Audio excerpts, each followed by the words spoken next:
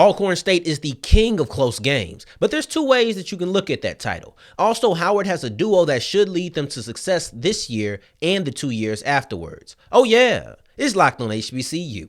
Play my music. You are Locked On HBCU, your daily podcast covering HBCU sports. Part of the Locked On Podcast Network, your team every day.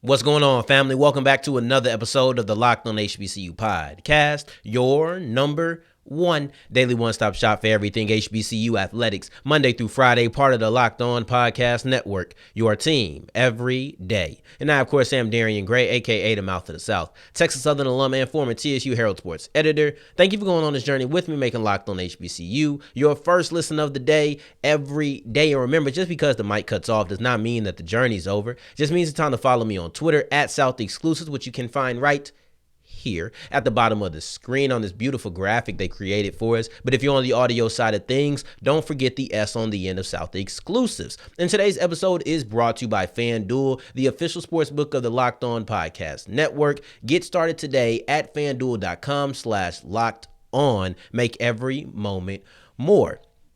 First off, I want to start off today's episode by saying shout out to everybody who engaged on Twitter, talking about the idea of an HBCU exclusive March Madness.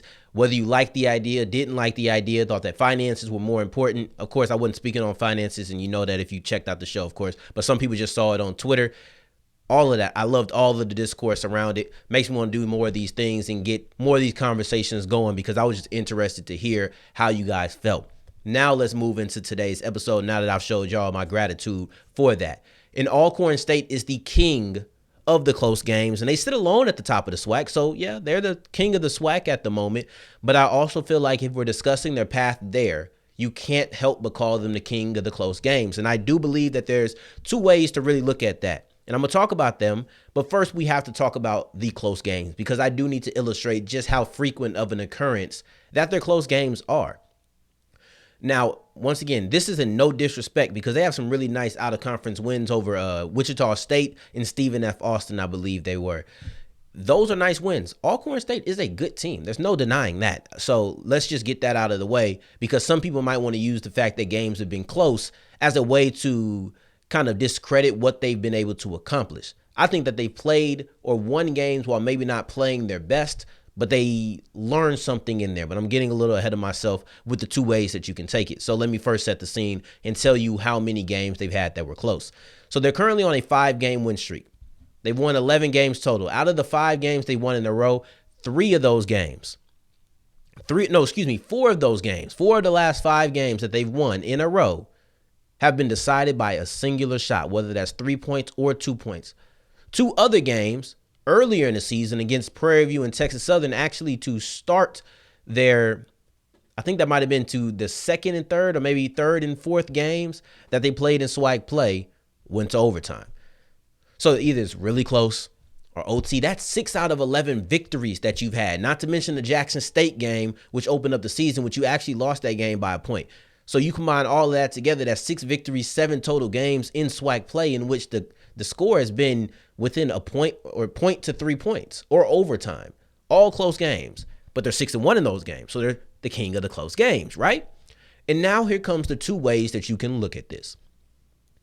When I first started talking about this and creating this topic, it was actually in a way to praise Alcorn State because I do think there's some things that can be taken away positively from playing so many close games. When they get to the tournament, I can guarantee you that if the game is close, Alcorn State will not panic. If it comes down to who panics first, Alcorn State is going to win that game 9 times out of 10. We've only seen them lose one really close game, but they're used to it. Yeah, some of the games they're playing in, you don't want to be in those close games with those teams, but they're used to it. They're comfortable in it. It's kind of like Bane, where he says, I was raised in the darkness. So anytime you get to go to the darkness, and in this situation, the darkness is a close game, well, I'm used to occupying that. I'm used to playing in those games. I'm used to coming up victorious in knowing how to win in the clutch. I do believe that's a skill. It's one that not everybody develops. Some people are thrusted into, and it's like, okay, you did have it. but we know that Alcorn has it. That's kind of a silver lining. You haven't played your best, but you're winning games, and I'd rather win ugly than lose it all. But the other way to look at it is the same way that Coach Bussie is looking at it. And he's saying we're not playing good basketball. See, the Mouth of the South is focusing on the result and kind of the last fragment of the game and what it could mean going forward. Coach Bussie's looking at the total product, as he should, as we all should. So it's just about which one you want to focus on. But he's like, man, look at the game against FAMU. He didn't say this particularly, but he's like, they shouldn't be going to the wire with FAMU. A team that's on top of the SWAC should not be going at it at the wire with the team that's pretty low. And they were losing for most of the game. They shouldn't have to come back against Bethune-Cookman, giving them a chance to be able to tie it up. Like, these type of things shouldn't happen to a team of Alcorn State's caliber. And I respect that. I respect feeling like, you know what, we're playing down to our competition. He pointed out in, I think, preparation, it was a great interview with Anscape on Instagram Live. I just so happened to stumble across it as I'm typing up this episode, my plan and whatnot. I happened to stumble across him knowing I'm about to talk about Alcorn State. It was like, oh, wow. Let's go ahead and listen to what he had to say. And he gave me some good insight on how he felt about it. It's just basically how the preparation wasn't up to par. Basically how he felt that his team was playing down to competition. And you could sit there and be like, oh, well, when it comes to the tournament, you're not going to play down to competition because you're going to have great competition.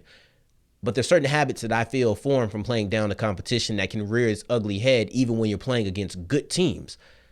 The lack of preparation, the way you go about your pregame, all of that, you could easily fall into that trap even if you're not playing a weaker opponent. So what needs to happen? You have to finish strong. But it feels odd to say a team needs to finish strong while being at 11-2. Well, they finished the preseason or the regular season very strong last year. They were 9-4 at this point, or 9-3 at this point. And no, they were 9-4. They were 9-4 at this point, and they won 5 games in a row. Winning isn't enough to feel like you got better. You already won 5 games in a row and feel like you're playing mediocre basketball. Those are Coach Bussie's words. That's how he described it. So you're already feeling like something's missing despite victories. Winning 5 in a row isn't going to be enough, even though it would be a 2-game improvement on where you sat last year at the end of the regular season. For Alcorn State to improve, they're going to have to not play down the competition. They're going to have to not get into close games against teams that they don't want to get into close games against or don't feel like they should be in close games against. You have to avoid that. And some of that, or pretty much most of that, comes from nipping those bad habits in the bud. And once you do that, now you're not getting into close games with teams like Alcorn, like teams like Mississippi Valley. Maybe you're getting to close games with teams like Southern and Grambling and maybe even Jackson State. That's understandable. But getting into close games with teams that are at the bottom of the conference, no bueno. Once you cut that out, you've improved, and that's the type of ending that you're looking for at the end of a season. Screw the wins, screw the losses. It's about how you play, not the outcome of the game. That's the 2 different looks at the philosophy. You decide which one you want. Do you want the silver lining that maybe makes you feel a little bit better, or do you want to live in the fact that, okay, we need to improve these things so that when it comes to the championship, when it comes to the tournament, we're not falling victim to some of the bad habits that we created ourselves. Let me know what you think in the comments below on Twitter. Y'all know the drill. At South Exclusives is right there. So we're just going to go ahead and talk, right? So as we go forward, we're going to switch gears and go to the MEAC because there is a dynamic duo out there at Howard. And I think that this is a team or a duo that can really lead this team to success, not only in 2023, but 2024 and 2025 because they're really young. We'll talk about them as we continue with Locked On HBCU. Before we get into that, today's episode is brought to you by FanDuel. FanDuel is the #1 official sports book of the Locked On Podcast Network, and basketball season is in full effect. They're going to have wagering on the All-Star Weekend. Who's going to win the dunk contest? Who's going to win the three-point contest? What's going to be the highest score for a dunk? Probably a 50 at some point. I think that'll be an easy bet if it's there. How many shots go down for the winner in the three-point contest? All of these things you can put money on because basketball is going to go on a miniature break. But first, you're going to have one of the best expressions of just freelance sports I feel like is out there. I love the All-Star game, and it's easy to make money off of them. Just go ahead and put the money down at FanDuel.com/lockedon and make every moment more. As we continue rolling with today's episode of Locked On HBCU, I appreciate you for making us your first listen of the day every day. And for your second listen of the day, make sure you're checking out Locked On College Basketball. It's everything that you need around the sport in one place. It's easy. Just go ahead and type in Locked On College Basketball wherever you're listening or watching me right now. And then once my video ends and you listen to that last ad, and then click Locked On College Basketball. And that's only for the YouTube audience. Of course, you're on audio. Just keep it running. Just add it to play next, and you don't even have to worry about it after. So there's a young duo forming out there at Howard, Shai Odom and Elijah Hawkins. And I think that this is going to be a duo that leads them to success, not only this year, they're already doing that, but then also in the 2 years coming because they're young. They just won a major game versus Maryland Eastern Shore to set themselves for 8 wins in a row. They knocked off all the teams in the MEAC now. So once you kind of vanquish that foe, you start looking at what it is that makes your team great. And I think one of the things that really makes them special is they have a young duo. One's a freshman, one's a sophomore. And let's look at Shai Odom for a second. When you look at Shai Odom, he's one of the best, I'm going to say he's the best freshman in the MEAC. He's had an absolute lock on the Rookie of the Year award, a Rookie of the Week award. He's going to win Rookie of the Year. That's just going to be what it is. He could not play another game, just decide, I want to relax for a little bit. We ain't wishing nothing on nobody. Decide he wants to relax for a little bit, and he would still be the Rookie of the Year at the end of the year. He just has to be. He has 7 Rookie of the Year awards. Nobody's won Rookie of the Year. Shai Odom has had 7 Rookie of the Week awards basically in a row nearly. Nobody else has won the award in over 2 months. Don't tell me this guy isn't the Rookie of the Year. Even if the award hasn't came in yet, we know whose name is on it. Go ahead and print it up right now. Ain't nothing changing about it. And he's played really well over the last 2 weeks. He just won the award again. But over the last 4 games, he's averaging 13 points. He's been more active on the boards than he had been previously in the year. He's really starting to put it together. So when you look at the fact that he's going to be the Rookie of the Year, who's his teammate? Elijah Hawkins, who was Rookie of the Year last year. And he's still young. Mind you, I said last year, so he's only a sophomore. So on this team, on Howard, you have the guy who's going to win Rookie of the Year this year. Might as well put his name on it already. You have the player who won Rookie of the Year last year in Elijah Hawkins. They're only a year apart. They have a lot of time to mesh and get to their peak potential. But you know what? I'll put out some high praise for what I think they can be. I think that this duo can be to Howard the same thing that Bankston and Bryant are to Norfolk State. And I know that's high praise, especially knowing how good Joe Bryant is. But what I mean by this is that this can be the duo that for a couple of years keeps Howard really good. Bankston and Bryant returned, and now they have Norfolk State really good for yet another year in a row, and Joe Bryant was the MEAC Player of the Year last year. All right, let's put age aside for just a second. Let's put age aside. I'm not just comparing any young 2 players to Joe Bryant and Chris Bankston. I'm comparing Elijah Hawkins and Shai Odom to these players because I think that they're quality enough to have their team be successful for years in a row. 3 years to be exact, as long as they stay together. But I see Hawkins, he can operate as a facilitator. He's a great pickpocket. He's one of the better scorers in the conference. He's top 10, and he's the leader in assists. Meanwhile, Odom is somebody who operates on the inside, and he can do a lot of work there. Get some shooters, and now it's scary because the shooters are going to space the floor. It allows the lane to be a little bit more clear for Odom to work on the inside, but it allows Hawkins to have somebody on the outside who he can dish the ball to, because it's not just a 2-man game. You want to have some shooters outside to also put some fear in the defense, not just as a distraction, but then also as a useful part of the offense. And that's why I think these two will really work well together, because it allows each of them to really execute in their role to a high level. They won't step on each other's toes. They have a game that I think is very, very agreeable to each other. So that's the duo that I think is going to lead them in the future. But like I said, they're on an 8-game win streak right now, focused on the present. They just knocked off Maryland Eastern Shore, which was avenging the only loss that they had up until this point in the season. Now you got to go ahead and beat Norfolk at the end of the year, because some people looking at sideways at that one. Other than that, but you beat everybody in the MEAC already. Howard is a really good team right now. They're going to be a really good team going forward. And both of those facts are heavily due to the fact that they have a pretty good young duo in Elijah Hawkins and Shai Odom. But going forward, we're going to talk about some of the bigger games just this weekend. On Saturday, there's games that are rivalries. There are games that have high stakes. And there's games that just want to continue momentum. And we're going to talk about all of them. We have a bunch of them, so we're just going to briefly touch on each of them as we continue with Locked On HBCU. And that's wrapping up today's episode of Locked on HBCU. Shout out to all my segment 3 people making it all the way to the end. I thank you 2 times for making us your first listen and getting all the way to the end as we wrap it up. So there's big time games on Saturday, and I mean like 7 of them. I think two, actually 6. But it's just big time matchups that you're going to be facing off, or that you're going to have on Saturday with these 2 teams facing off. So the SWAC rivalry, CIAA, high stakes. You have a game in the SEAC that's a high-stake matchup. And then also Tennessee State is just looking to continue the momentum. Let's go ahead and break them down, because in the SWAC, you have Jackson State versus Alcorn, and you have Southern versus Grambling. These games don't really have much attached to it. Alcorn is going to be number 1 no matter what. They could tie with Grambling, but they beat Grambling already, so they would have the tiebreaker. There's not really much high stakes there, and there's still 4 games left after this, to where you feel like, okay, separation can still happen. It's still a hotly contested conference. But then you look at Jackson State, that's just a rivalry. That's just a team you want to beat, especially because that's one of the teams that beat you. And I seen Coach Bussie was on the interview that I was telling you about.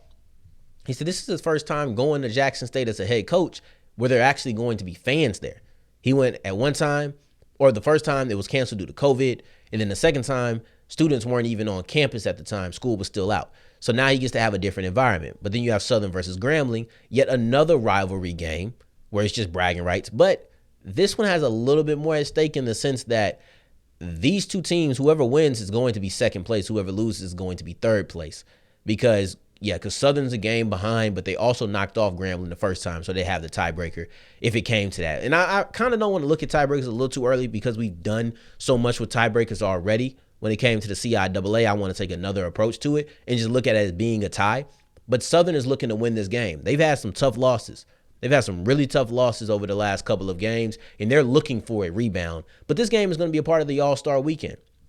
Saturday, I think, comes on at 3 p.m. Central. So make sure you guys are tuning that on. It's a national game. Look for Breon Whitley. We know what he's done in big-time games, so we'll just look for him. Then you have Virginia State versus Virginia Union when we're going to the CIAA with the high stakes. And Union already has their spot clinched. They're the number 1 seed. They're good. They can honestly relax and rest if they wanted to. But I know they're not, for 2 reasons. 1, they ain't giving their rival Virginia State the satisfaction.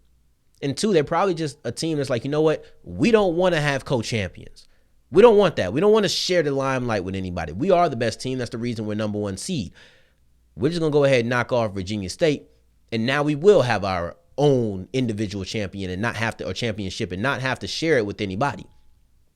But Virginia State's playing for the number 2 seed. They're trying to get that 2nd seed, because with this win, they win the 2nd seed. There's no other things. They don't need this and something else to happen. As long as they come up victorious, the number 2 seed is theirs. But Fayetteville State needs Virginia State to lose, and they need to win. Fayetteville needs to win in order to make it to that number 2 seed, because the Broncos are coming off of a hot victory over Claflin. That basically this would win them the CIAA South as long as they win.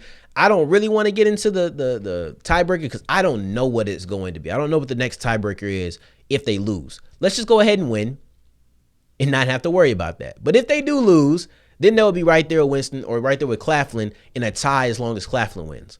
And that's a tiebreaker that they have the same record, or they have the same conference record, they have the same divisional record. And I don't know if overall is the next tiebreaker after that. Part of me does kind of wish that they do go to the tiebreaker just so I can see what it is. But overall, that's the stakes at hand. You have 2 teams in Fayetteville State and Virginia State who are fighting for the number 2 seed. Virginia State just says, let me win. Fayetteville State says, I need to win, but I need Virginia State to also lose. So they're rooting for Union.